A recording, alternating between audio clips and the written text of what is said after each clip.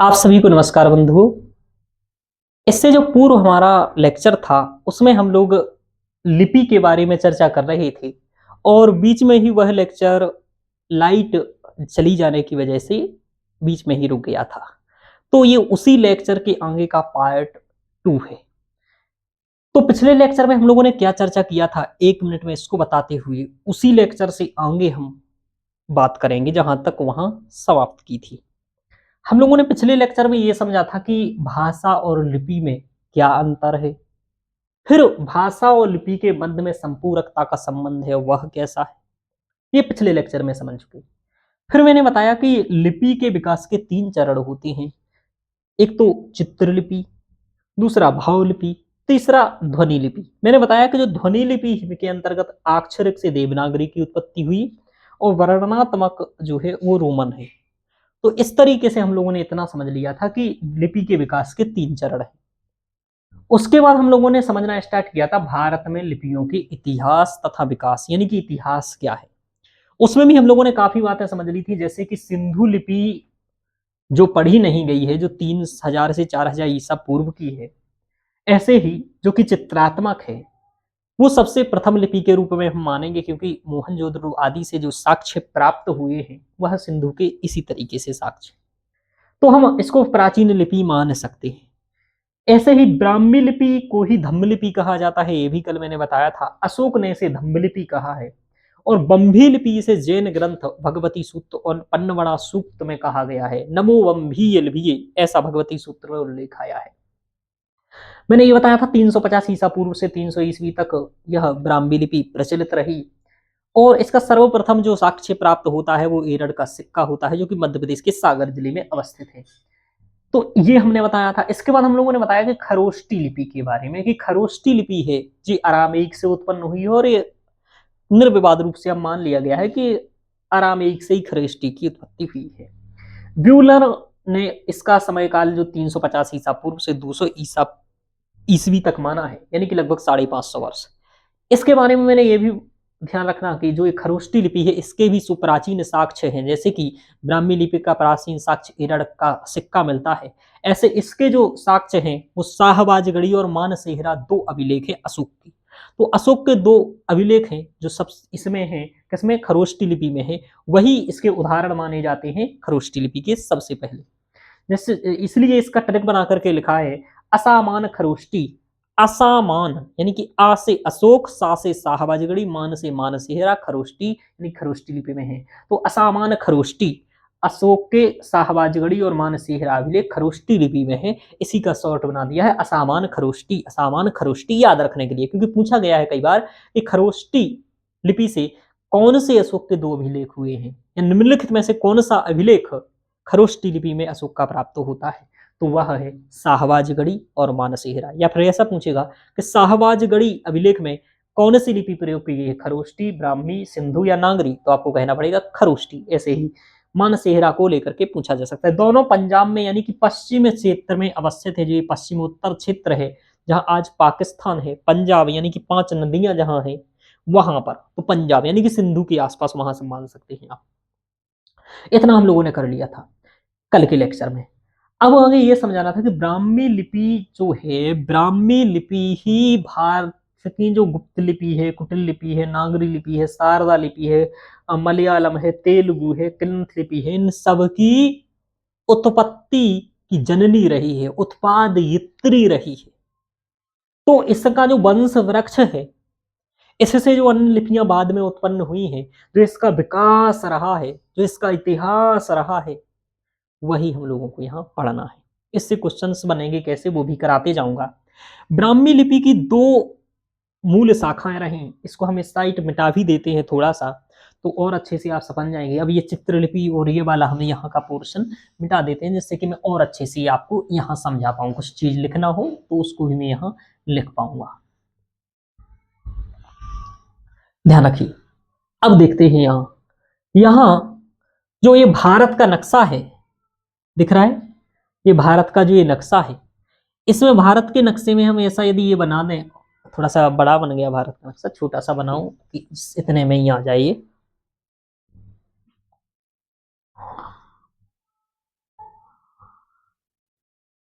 क्योंकि बार बार जरूरत पड़ने वाला है इसका। थोड़ा सा ज़्यादा ही बन गया, कोई बात नहीं। नीचे से थोड़ा सा छोटा बन गया, ऊपर ज़्यादा बड़ा बन गया।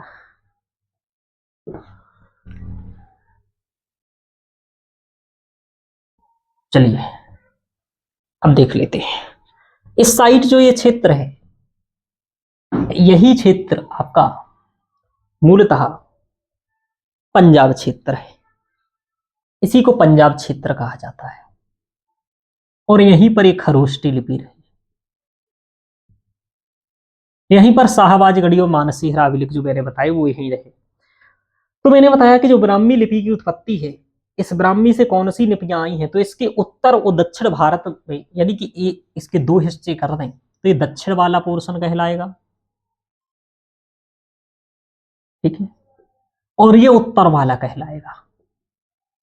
इस उत्तर दक्षिण वाले पोर्शन से 6 लिपियों की उत्पत्ति हुई है, यानी दक्षिणी जो ब्राह्मी है उसमें 6 लिपियों की उत्पत्ति हुई है, ठीक है, सही है ना। अब क्या हुई है, 6 लिपियों की उत्पत्ति हुई है। साथ में ही सही आ रहा है लेक्चर, है ना, कोई प्रॉब्लम नहीं है, यह है ठीक है, सही आ रहा है ना, आप लोगों को भी सही दिखेगा, है ना, कोई प्रॉब्लम नहीं है। 6 लिपियों की उत्पत्ति हुई है, किससे, इससे, दक्षिणी ब्राह्मी से। मेरे मित्र हैं वही बता रहे थे कि ठीक आ रहा है वीडियो, उन्हें लग रहा था शायद बंद हो गया होगा, तो वही बता रहे थे। चलिए आगे देखते हैं हम लोग। तो दक्षिणी है, ये उत्तरी लिपि है। उत्तरी लिपि से कई सारी लिपि की उत्पत्ति हुई है, तो वो भी बताएंगे। यानी कि ब्राह्मी के दो भाग रहे, एक तो उत्तरी और एक दक्षिणी। तो ये उत्तर दक्षिण वाला हिस्से से 6 लिपियों की उत्पत्ति हुई, और उत्तर वाले भाग से भी जो उत्पत्ति हुई है वो मैं यहां समझाने वाला हूं। सबसे इंपॉर्टेंट उत्तरी ब्राह्मी से जो उत्पत्ति हुई है उसको समझना है। समय समझो, ब्राह्मी लिपि की उत्पत्ति का समय 350 ईसा पूर्व से 300 ईस्वी है। 300 ईस्वी के बाद इस लिपि से एक नई लिपि ने जन्म लिया, और उस लिपि का नाम है गुप्त लिपि। यानी कि आप ये समझो, ब्राह्मी लिपि की जो विकसित अवस्था है, ये विकासशील अवस्था थी, और जो विकसित अवस्था तक पहुंची तो ये ब्राह्मी लिपि गुप्त लिपि में जाकर के बदल गई, यानी कि गुप्त लिपि में, यानी कि गुप्त लिपि की उत्पत्ति हुई। तो इसका समय क्या रहा, मूलतः यह 4वीं और 5वीं ईस्वी में या शताब्दी में प्रचलित रही। इसके मूलतः 3 उदाहरण सबसे महत्वपूर्ण है जो याद रखना है, जो आपके सिलेबस में भी लगा हुआ है। प्रयाग प्रशस्ति गुप्त लिपि का ही एक उदाहरण है, जो कि 375 ईस्वी में प्राप्त हुआ है साक्ष्य। ऐसे ही 414 का बिलसद का जो अभिलेख है, वह भी गुप्त लिपि में ही लिखा गया अभिलेख है। ऐसे ही 465 ईस्वी का जो इंदौर का अभिलेख है, वो भी गुप्त लिपि में लिखा गया अभिलेख है। तो इस तरीके से ये प्रयाग प्रशस्ति, बिलसद और इंदौर के अभिलेख, ये सब गुप्त लिपि में है। ये गुप्त लिपि गुप्त के काल में रही, गुप्तों के काल में रही। गुप्त के काल में आप जानते हैं कि स्वर्णिम काल के रूप में, साहित्य आदि के स्वर्णिम काल के रूप में जाना जाता है। वहां पर लिपि का भी देख रहे हैं अच्छे से विकास रहा है। तो ब्राह्मी लिपि से किसकी, गुप्त लिपि की उत्पत्ति हुई। क्वेश्चंस बनेगा, गुप्त लिपि की उत्पत्ति किससे हुई है, दक्षिणी ब्राह्मी या उत्तरी ब्राह्मी, तो उत्तरी ब्राह्मी से हुई है। उत्तरी ब्राह्मी में ब्राह्मी से हुई है, ध्यान रखना। अब गुप्त लिपि से जाकर के आगे कुटिल लिपि की उत्पत्ति हुई। माना जाता है कि 6वीं शताब्दी के आसपास कुटिल लिपि की उत्पत्ति हुई रही होगी, और यह 8वीं सदी तक काफी अच्छे से प्रचलित रही कुटिल लिपि। इसका नाम कुटिल क्यों पड़ा, तो इसकी मात्राओं में टेढ़ापन होने के कारण, गोलाकृति होने के कारण, टेढ़ा होने के कारण कुटिल लिपि के नाम से इसका नाम पड़ा। तो कुटिल लिपि की उत्पत्ति किससे हुई, तो गुप्त लिपि से हुई है, ऐसा पूछा जाएगा, पूछा गया है पहले भी। और 8वीं सदी के अंत तक इससे भी अन्य 2 लिपियों की जो उत्पत्ति हुई, वो ही नागरी और शारदा लिपि। नागरी लिपि ही देवनागरी लिपि के नाम से प्रसिद्ध है, जिसमें हिंदी और संस्कृत लिखा जाता है, जो अभी मैं पहले आपको बता चुका हूं। तो नागरी लिपि की उत्पत्ति किससे हुई, कुटिल लिपि से, पूछा गया क्वेश्चन से। शारदा लिपि की उत्पत्ति किससे हुई, कुटिल लिपि से हुई। कुटिल लिपि से निम्नलिखित में से कौन सी लिपियों की उत्पत्ति हुई, तो नागरी और शारदा 2 महत्वपूर्ण लिपि की हुई। ऐसे आपसे पूछा जा सकता है, जैसे कुटिल लिपि से किस लिपि की उत्पत्ति हुई, नागरी, शारदा, ग्रंथ लिपि, तेलुगु लिपि। तो आपको कहना पड़ेगा नागरी और शारदा 2 की हुई। जब विकल्प ऐसा आएगा A and B and C and D, इस तरीके से विकल्प होगा। अब ये जो नागरी लिपि रही, नागरी लिपि का भी तीन तरीके से विभाजन कर सकते हैं, तीन तरीके से इसकी विकास हुआ है। इस भारत के नक्शे को लेकर के समझना पड़ेगा। जो नागरी लिपि है, ये मूलतः 8वीं सदी से लेकर के 16वीं सदी तक इसके साक्ष्य प्राप्त होते हैं और ये विकास की अवस्था में रही, प्रचलित रही। 8वीं से 16वीं के मध्य में जो देवनागरी लिपि रही है ना, मूलतः प्रचलित आज भी है। तो इसके तीन भागों में देखेंगे। एक तो पूर्वी भाग, इसको पूर्व कहते हैं, इसको दक्षिण कहेंगे, इसको उत्तर कहेंगे और इसको पश्चिम कहेंगे। ध्यान रखिएगा। तो यह जो पूर्वी भाग है, यानी कि जो बांग्ला,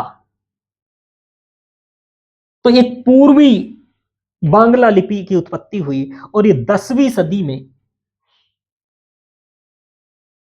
इसकी उत्पत्ति मानी जाती है, बांग्ला की।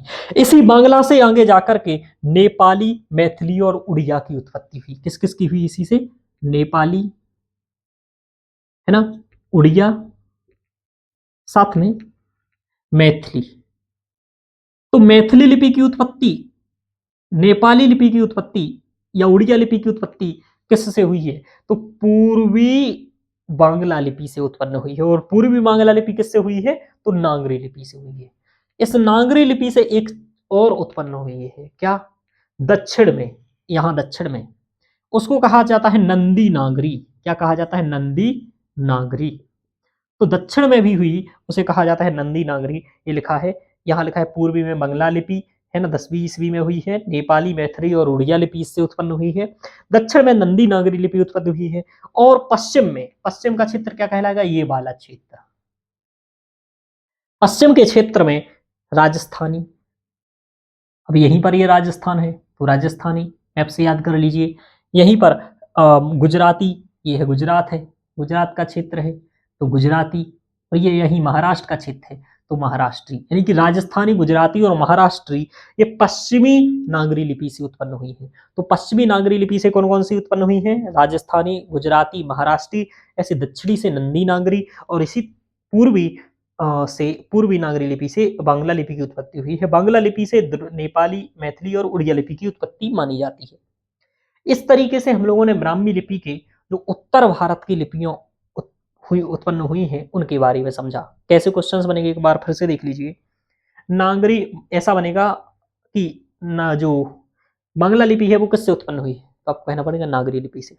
अब देखो, कुटिल लिपि से एक तो नागरी लिपि उत्पन्न हुई थी, एक शारदा लिपि उत्पन्न हुई है। शारदा लिपि मूलतः कश्मीर क्षेत्र में, अब इस मैप में बहुत कुछ गिचपिच हो गया है तो पुनः इसको फिर से मिटा देता हूं पूरा।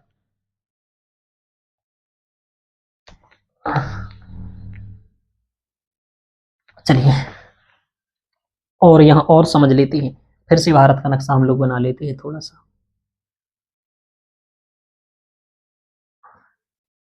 इस बार थोड़ी सी ध्यान से बनाऊंगा, पिछली बार थोड़ा सा गड़बड़ हो गया था, इस बार गड़बड़ नहीं होने दूंगा। चलिए अब देखो, ये बना भारत का नक्शा। अब फिर से समझते हैं। जो शारदा लिपि है मूलतः पश्चिम उत्तर, यानी कि ये है पश्चिम और ये है उत्तर, तो इन दोनों के बीच का ये क्षेत्र कहलाता पश्चिम उत्तर। इस क्षेत्र में ये प्रचलित रही है। कौन सी? शारदा लिपि। कश्मीर, यानी कि इस शारदा लिपि यही रही है। अब इस शारदा लिपि से भी 4 उपलिपियों का उदय हुआ। वो है कश्मीरी, टाकरी, गुरुमुखी और डोगरी। पूछा जाता है डोगरी लिपि की उत्पत्ति किससे हुई है? शारदा से। गुरुमुखी की शारदा से, टोकरी की शारदा से, कश्मीरी की शारदा से। कश्मीरी, टोकरी, गुरुमुखी और डोगरी लिपि की उत्पत्ति शारदा लिपि से हुई है। ऐसे ही आपसे पूछेगा जो नेपाली लिपि की उत्पत्ति किससे हुई है? बांग्ला लिपि से हुई है। मैथिली की उत्पत्ति किससे हुई? तो बांग्ला लिपि से हुई है। राजस्थानी की उत्पत्ति किससे हुई है? तो आप कहेंगे पश्चिमी नागरी से हुई है या नागरी से हुई है। इस तरीके से आपसे क्वेश्चंस पूछे जाएंगे। शारदा लिपि की उत्पत्ति किससे हुई? कुटिल लिपि से हुई है। कुटिल लिपि की उत्पत्ति किससे हुई? गुप्त लिपि से हुई है।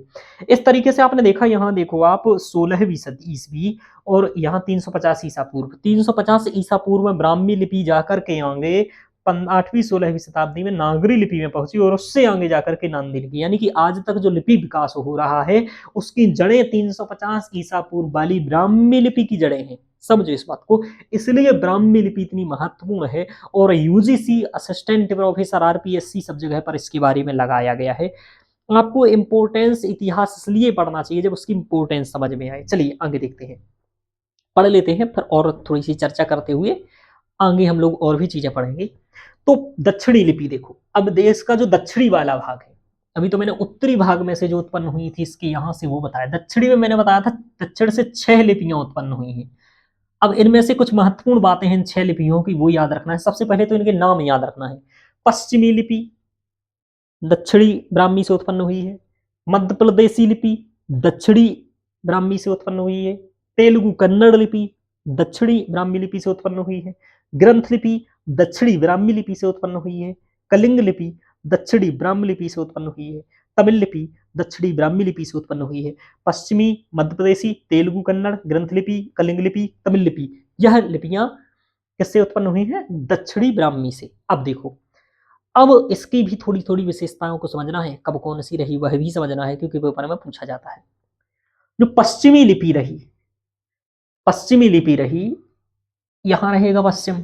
अब तो मैप जिसको याद है ना भारत का, उसको तो आधा से वैसे ही याद रहेगा। पश्चिमी लिपि 5वीं सदी में इसकी उत्पत्ति मानी जाती है और गुजरात, काठियावाड़ और नासिक के क्षेत्रों में इसका प्रचलन रहा है। ये है गुजरात, ये है काठियावाड़, यही है, ये है यहाँ नासिक। तो इस क्षेत्र में मूलतः ही प्रचलित रही है ये पश्चिमी लिपि, जो कि पश्चिम क्षेत्र में है इसलिए इसका नाम पश्चिमी पड़ा। समझ में आ रहा? पश्चिमी पड़ा, समझ में आ रहा? तो ये पश्चिमी लिपि हो गया। आगे देखते हैं, इतना ज्यादा मैं गंदा कर देता हूँ बार बार, है ना, कोई बात नहीं है। चलिए,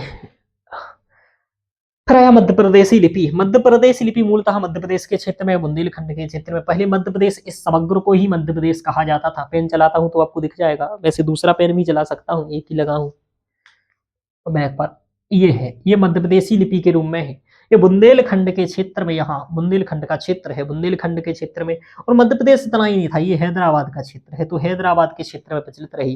तो मध्य बुंदेलखंड क्षेत्र उत्तरी हैदराबाद आदि में रही। और ये जो मध्य प्रदेशी लिपि है, इसका समय काल 5वीं ईस्वी से लेकर के 8वीं ईस्वी तक ये प्रचलित रही। कहाँ कहाँ रही? तो ये मध्य प्रदेशी लिपि मध्य प्रदेश के बुंदेलखंड क्षेत्र आदि क्षेत्रों में, या हैदराबाद के कुछ क्षेत्रों में, तो इन क्षेत्रों में ये प्रचलित रही। अब तीसरी लिपि के रूप में तेलुगु कन्नड़ लिपि है।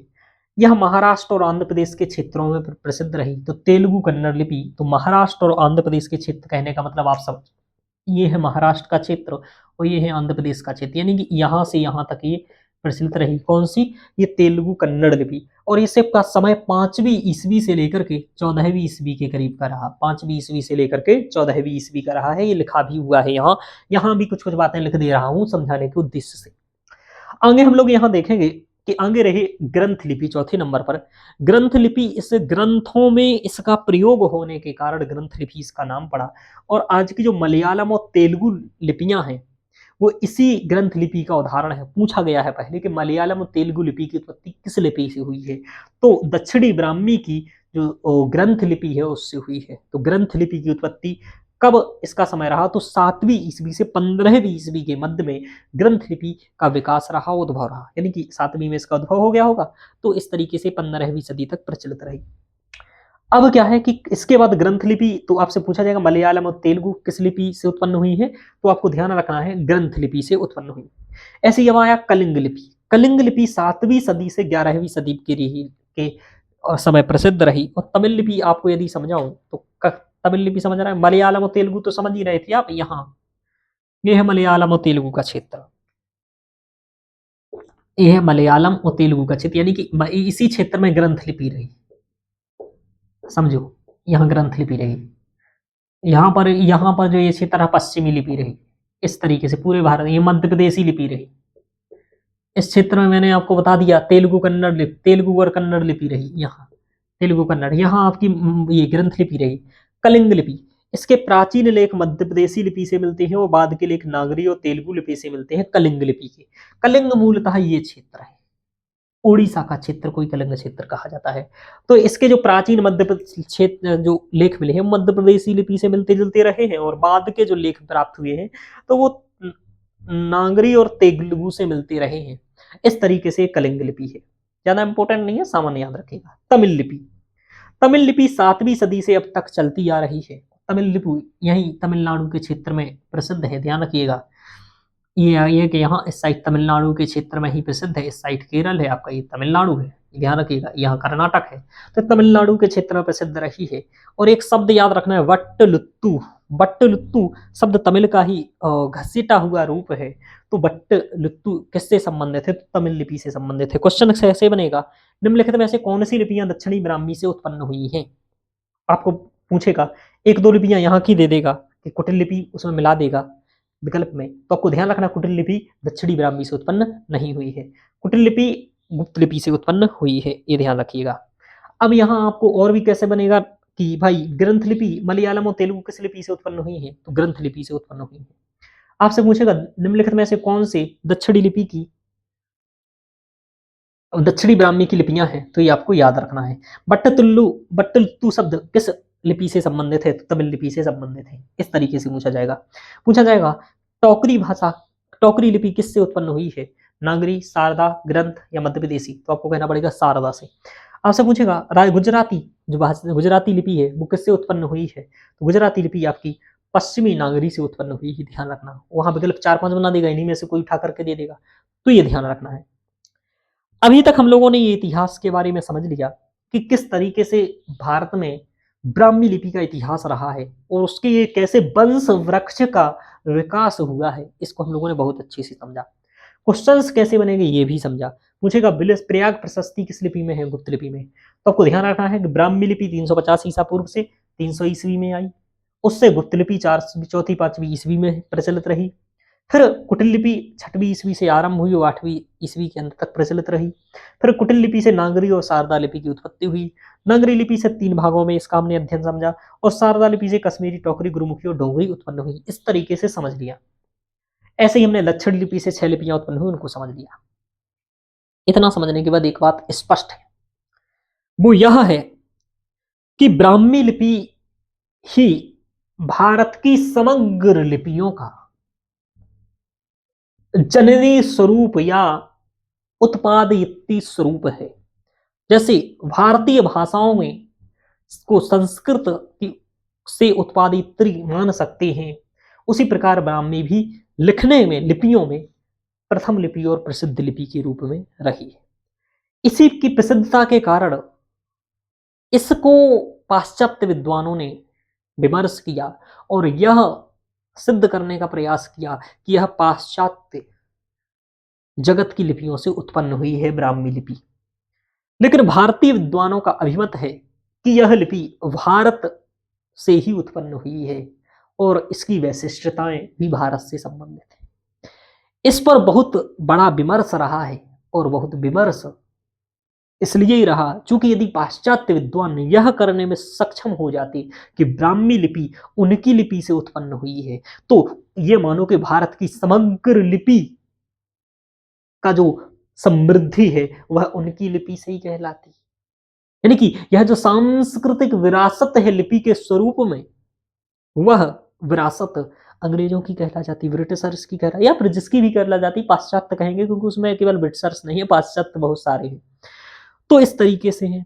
अब इसमें लेकिन उन्होंने काफी तर्क दिए कि नहीं भाई ऐसे है, एरड़ के सिक्का का तर्क दिया, ऐसे कई और भी तर्क दिए। उन सभी तर्कों के बारे में भी आपके इसी महत्ता के कारण यूजीसी ने, क्योंकि आप असिस्टेंट प्रोफेसर के टीचर बनने वाले हैं, तो विमर्श आपको मालूम होना चाहिए, भारतीय सांस्कृतिक निधि की महत्ता और औचित्यता के बारे में आपको अभिज्ञान होना चाहिए। उसी उद्देश्य से ब्राह्मी लिपि के इतिहास की समझ आपसे मांगी गई थी। तो इतिहास की समझ को लेकर ब्राह्मी लिपि पर और आपकी सांस्कृतिक जो निधि ब्राह्मी लिपि है उसको लेकर के, धम्म लिपि को लेकर के, बंभी लिपि को लेकर के, खरोष्टी लिपि को लेकर के थोड़ा सा जानकारी हो, और ब्राह्मी लिपि कैसे वंश वृक्ष के रूप में विकसित हुई और आज तक जो देवनागरी लिपि हम संस्कृत और हिंदी आदि में प्रयोग कर रहे हैं या भारत में अधिकांश प्रयोग कर रहे हैं, वह मूलतः ब्राह्मी की ही उत्पत्ति है। यानी कि ब्राह्मी से कई और उत्पन्न हुए, उससे ब्राह्मी नागरी आई है। तो इस तरीके से आपको नागरी, देवनागरी लिपि और ब्राह्मी लिपि का संबंध भी मालूम चला कि उसी से उत्पन्न होने वाली है। अब आगे तो हम लोगों ने इतना तो समझ लिया कि ब्राह्मी लिपि का इतिहास क्या है। इतिहास समझने से इसकी औचित्यता भी समझ में आएगी कि बहुत महत्वपूर्ण है। भैया ब्राह्मी ना होती तो ये सब लिपियां आती कहाँ से, उत्पत्ति कैसे होती, तो ये समझ में आ गया। इतिहास पढ़ने से महत्ता पता चलती है, इसलिए इतिहास पढ़ना चाहिए, फिर उसका हम उपयोग करते हैं और उसकी सुरक्षा करते हैं। अब उत्पत्ति के सिद्धांत पर विवाद हो गया था, इसलिए अगले लेक्चर में हम लोगों को ब्राह्मी लिपि के उत्पाद जो कैसे उत्पन्न हुई है, उसके जो सिद्धांत हैं उसकी चर्चा करनी है। कई सारे सिद्धांत हैं, यहाँ थोड़ा सा शायद दिख भी रहा हो, भारतीय कुछ कुछ बातें यहाँ दिख रही हैं, उसके अलावा भी उस साइड बोर्ड पर लिखी हैं। तो अगले लेक्चर्स में हम समझेंगे कि भारत जो ब्राह्मी लिपि की उत्पत्ति के सिद्धांत क्या है। अभी हम लोगों ने लिपियों के बारे में समझा पहले, फिर ब्राह्मी लिपि के इतिहास के बारे में समझा, कल क्या समझेंगे, उत्पत्ति के सिद्धांत समझेंगे ब्राह्मी लिपि के, फिर हम समझेंगे गुप्तकालीन ब्राह्मी में और अशोककालीन ब्राह्मी में क्या अंतर है। यहां मैंने यह भी समझाया कि गुप्तकालीन ब्राह्मी और अशोककालीन ब्राह्मी में जो ब्राह्मी लिपि है, गुप्तकालीन ब्राह्मी ही गुप्त लिपि के रूप में प्रचलित रही। समझो, गुप्तकालीन ब्राह्मी ही गुप्त लिपि कहलाई, ध्यान रखो। तो ये विकसित अवस्था है ब्राह्मी लिपि की अशोक के काल में, और गुप्त के काल में विकासशील अवस्था है। तो जो उसके वर्ण रहे, उन वर्णों में परिवर्तन है। वर्णों में कैसा परिवर्तन है वो भी मैं आपको दिखाऊंगा। तो वह वर्ण परिवर्तन कैसा है वो भी दिख जाएगा, आपको बताऊंगा। तो वह वर्ण परिवर्तन कैसे हो गया वो भी उदाहरण सहित आपको समझाएंगे आगे, जब ये मैं पढ़ाऊंगा आपको गुप्तकालीन ब्राह्मी लिपि और अशोककालीन, तो आपको अंतर समझ में आएगा। तो यानी कि उसके अगला लेक्चर फिर इस पर होगा, यानी कि अगला लेक्चर होने वाला है उत्पत्ति के सिद्धांत पर, उसके बाद वाला लेक्चर होगा आपका गुप्तकालीन ब्राह्मी और अशोककालीन ब्राह्मी पर। साथ में ही हम लोगों को भी और भी अध्ययन करना पड़ेगा, गुप्त जो ब्राह्मी लिपि है उसकी विशेषताएं क्या है, तो इसी को पढ़ने के साथ उसकी विशेषताओं पर चर्चा होगी। खरोष्टी लिपि की विशेषताओं पर चर्चा होगी। इसके अलावा भी दो तीन छोटी छोटी लिपि रहेंगी, जैसे ग्रंथ लिपि। वैसे ग्रंथ लिपि के बारे में जो महत्वपूर्ण बात थी वो मैंने बता दी, तो उस इन सब के बारे में भी थोड़ी सी चर्चा रहेगी। और इसके बाद फिर एक लेक्चर में पीवाईक्यू करवाए जाएंगी। तो इस तरीके से आपका लिपि का अध्ययन कंप्लीट होगा। तो आज के लेक्चर में इतना ही मित्रों, आगे मिलते हैं हम इस विमर्श के साथ कि कैसे ब्राह्मी लिपि भारतीयता की सिद्धि है, और इस पर समीक्षात्मक आलोचनात्मक परीक्षण करेंगे, उनके मतों के खंडन को भी देखेंगे, उनके तर्कों को भी देखेंगे, भारतीयों के भी खंडन को देखेंगे, किस भारतीय विद्वान ने ये खंडन किए हैं उसकी भी बात करेंगे। ओके मित्रों, सधन्यवाद।